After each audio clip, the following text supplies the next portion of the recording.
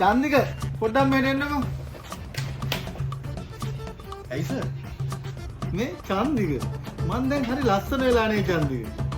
එන්නේ ටිකක් පින් පාට වැටිලා ටිකක් සුදු වෙලා පොඩ්ඩක් ඇස් දෙක ටිකක් බොඳ කරලා බලනකො. මම රංජන රාමනායක වගේ නේද? ඈ චන්දික.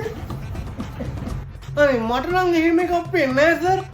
මට නම් පේන විදිහට ඒකට හොඳ සාක්කර වට්ටමක් සෙට් වෙලා ඇතිනේ.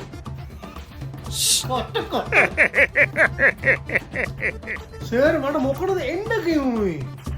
මේකයි චන්දික මං ඔයාලට එන්න කිව්වේ. ටවුන් එකට ගිහිල්ලා මගේ මූණ ලස්සනට පේන කණ්ණාඩියක් ගෙනත් දෙන්නකෝ. ආ සර් මං ගෙනත් දෙන්නම්. 2 hours later.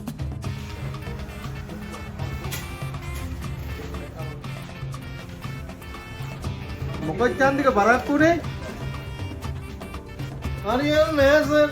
මම හැමතැනම කණ්ණාඩි වැල්ලුවා. ඒ සර්ගේ මූණ පේන එක කණ්ණාඩියක්වත් නෑනේ. ඒ හැම කණ්ණාඩියකින්ම පේන්නේ මගේ මූණ. තවත් කනවා මරාගෙන කන දෙනකන්.